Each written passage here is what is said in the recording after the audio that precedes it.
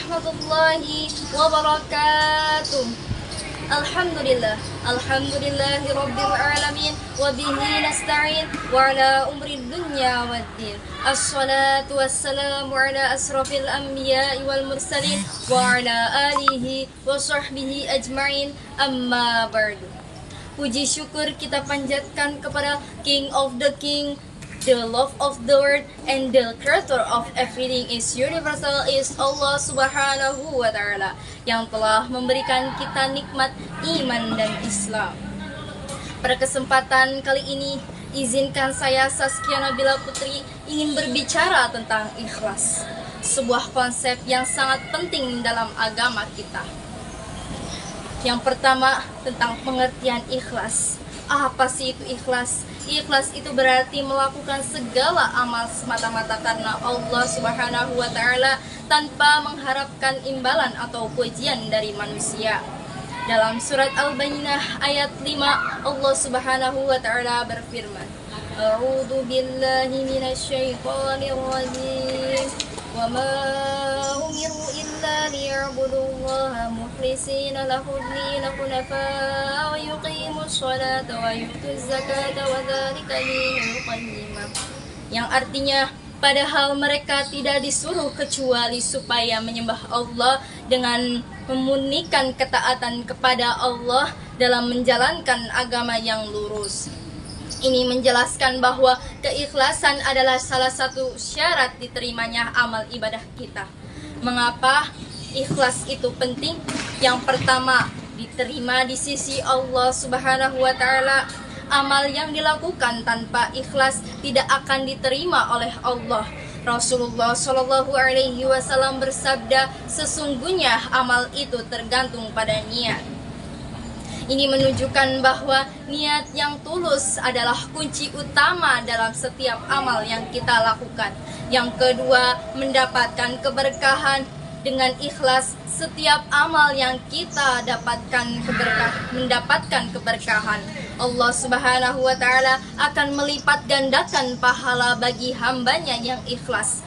Dalam Quran surat Al-Anfal, Allah subhanahu wa ta'ala berfirman, dan jika Allah mengkehendaki, niscaya Dia akan menghilangkan mereka dari kamu dan menjadikan kamu sebagai pengganti bagi mereka.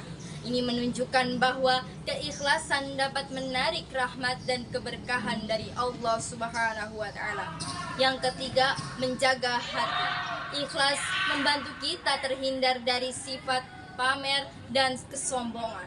Ketika kita beramal hanya untuk Allah subhanahu wa ta'ala, hati kita akan lebih tenang dan bersih. Dalam sebuah hadis, Rasulullah SAW mengingatkan kita untuk menjaga niat agar kita tidak